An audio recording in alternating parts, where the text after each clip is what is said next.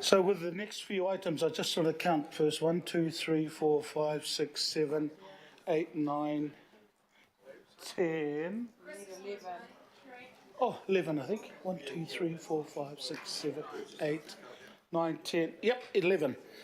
So look, with the next few items, what I have been advised that we can do, and it really is up to the committee.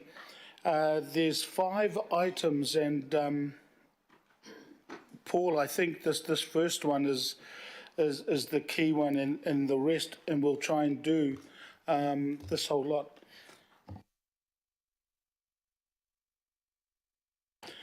So look, item 11, I've got Councillor Cooper and Councillor Henderson. They will move and second this particular item, and it's the indicative business case for the aquatic provision in northwest Auckland. So I'll hand it over, before I hand it over, to Paul and the team.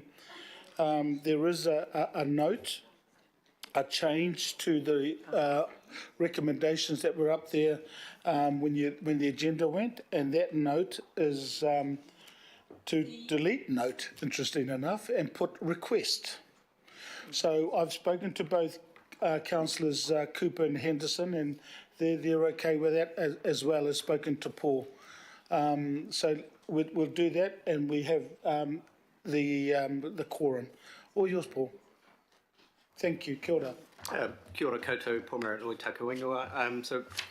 I'm going to take the report as read. Can I just make one observation when it comes to that amendment to C? It would be ideal to also delete the word can. So when you request that funding of up to 250,000 be considered. Happy to answer any questions. Kia ora. Any questions? And I'll take questions and comments together. Yep, questions first, and then I'll get Councillor Cooper, who is the mover, to close the debate. Councillor Henderson, followed by Councillor Newman. Thanks, Matua. Yeah, look, I've spoken a lot about this, particularly in the last month, so I don't think I need to bore my colleagues with the same arguments again.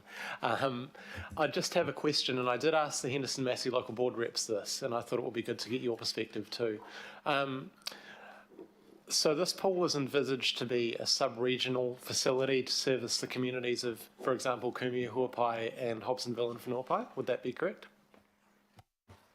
So through the chair, the research that was taken in terms of the need was looked across a number of different catchments as part of the Northwest. So, yes.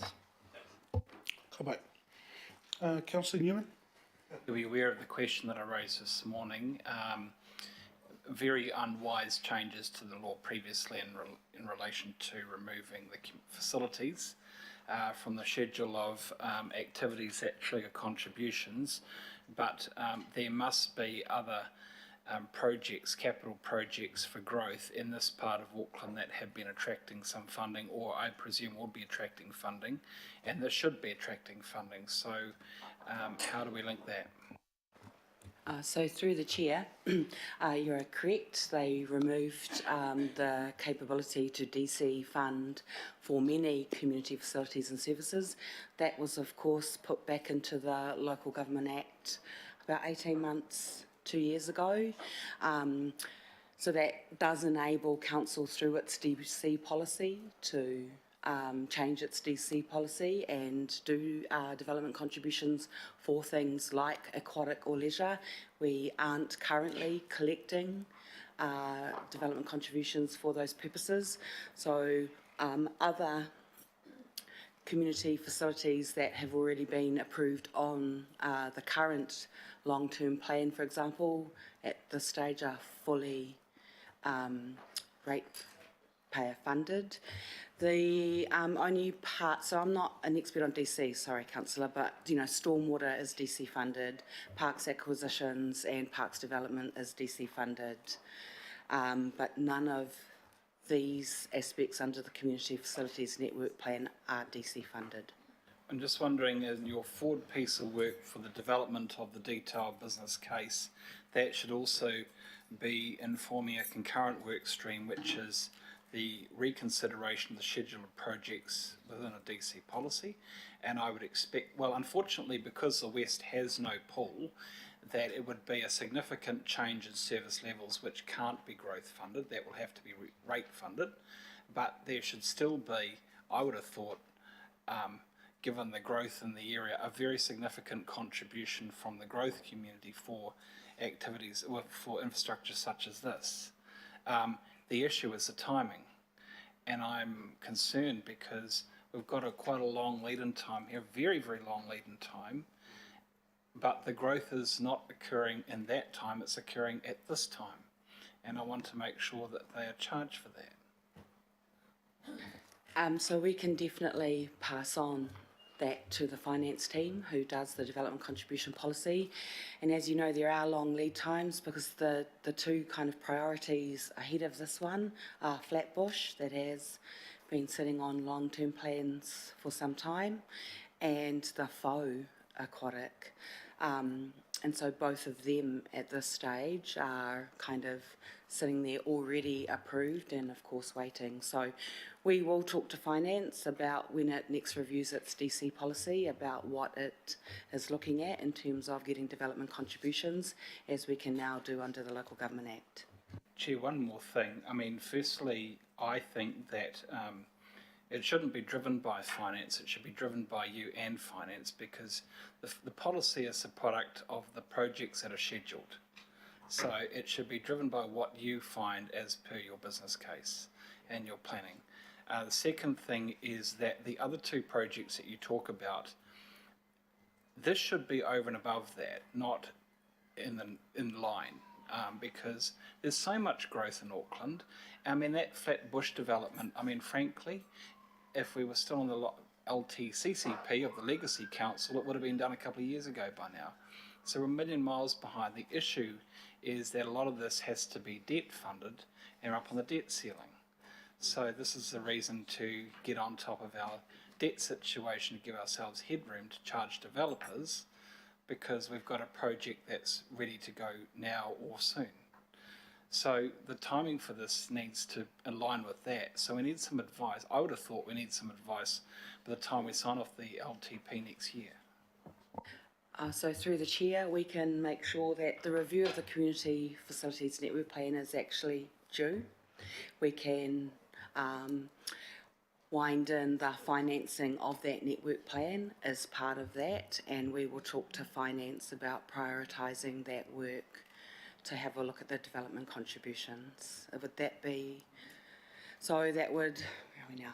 So that's a project that we had planned around April to start. We'll just have to do the scope and looking at our current resources, but we can come back to you in the new year with a scope for that project with the timeframes, if that would be appropriate. Chair, it's in our best interest for that work to be expedited, because it needs to inform this piece of work, because I don't want to see us undercharging for the cost of growth to the detriment of these communities. If Claudia can take that up, I'd be grateful. It will be taken up and it's been noted, so there's no problems with that, Councillor Newman. Councillor Walker, I'll get you before Councillor Cooper because she will be closing. Questions and comments. So I had I guess it's a combination question, comment, and it follows on directly from Councillor Newman. And that is the necessity to identify these projects as it goes to development contribution so that we know what the choices are. Because if we have areas, and for example, Hobsonville would be one of those areas where you've got incredibly rapid growth and it's filling up. If you don't collect the development contributions and the growth is gone, that's it. So we're talking about many, many millions of dollars that we are foregoing across the region that we could and should be getting, and we're not. And structurally, that is impacting our debt into the future because we are just putting it off because at some point we need to provide facilities. So effectively what is happening is we're digging a hole whereby communities into the future, particularly new communities, are not getting the facilities that they need and may never get it, because this problem actually gets worse over time, structurally. And we need some analysis on this so that we understand it, and the people of Auckland need to have it explained to it through the long-term plan process so that they understand it. It is patently unfair. So I just really wanted to emphasise the comments that Councillor Newman is making, because I agree with them and we need the information around that. The other question I've got, and it just goes to the business case, it mentions the provision of indoor courts that's been scheduled as part of the Unlock Hobsonville Master Plan for the Wasp Hangar. That project has been fairly well advanced in terms of its refurbishment. That project delivers indoor courts at incredibly low cost because the existing structure is already there. It simply requires refurbishment. And my understanding is that the money for that effectively comes out of Unlock Hobsonville through the sale of land and the like, one way or another. So it does concern me as much and all as, yes, I don't doubt that there is a business case for the courts as it goes to this project, but equally it would be obvious that that makes the business case for the courts at Hobsonville even better. So I really think it's important for us to have some commentary around there. Otherwise, we're making decisions that are patently out of sync. So I just want to raise that issue, Paul. And I don't know whether that particular project is projectised in terms of development contributions, and I suggest not. So I'd make the plea that that be added to the list. Okay, so just to let So you know, I'm just raising an issue around that. no problems at all. So just to let you know, as a result of what Councillor Newman's raised, there is a resolution being worked on around DCs. But what I'll do is, if you're finished, Councillor Walker, Councillor Cooper. I've just got one other question. Yeah, and then Councillor Cooper will close, but then we'll put the recommendation up there. And if it's okay with Councillor Cooper and Henderson, we will show that very soon. So, yeah, your last question, and then I'll get Councillor Cooper to close. The other question that I've got just goes to the business case. Quite obviously, the business case mentions the courts. It also mentions I guess what I'd call a gym facility. That's an integral part of it. And I'm assuming that assists in the ongoing operational function of the overall facility. That is similar to the business case that was put up for the combination pool and gym in Albany. And I take it that's the model that we're working on. So I just wanted some confirmation around that. So I'm assuming that we're going to have that gym because it, if anything, is more significant in terms of an operational business case than the indoor courts. So through the Chair, the Community Facilities Network Plan promotes multifunctional facilities, but as part of that investigation and the detailed business case, they will look at that gym provision in terms of the proposed makeup of that facility and what components. I read that as well. But look, there's the Councillor Cooper. If you could have a look at that has been put up there just to cover off in regards to that. So, Councillor Henderson. Okay. Well, look, you've got another little comment or question, and so Councillor Newman, that's just to cover off on what you've said. Councillor Henderson, and then Councillor Cooper will finish off, because the best thing is let's put this recommendation out there. Yeah, thanks, Matua. Yeah, let's let it roll. But thanks, Councillor Walker, for reminding me what I was planning to ask. How have you been dealing with Waitakere City Football Club that currently occupy Fred Taylor? And a supplementary, just on gyms, I'm sure that would be one element of things that they would be very interested in, because they are quite keen to develop and use their own site better as well. I think there could be partnership opportunities there. So what's your view on that? So through the chair, in terms of Fred Taylor Parks, so that's, in the report, we're proposing to do some more investigation on that.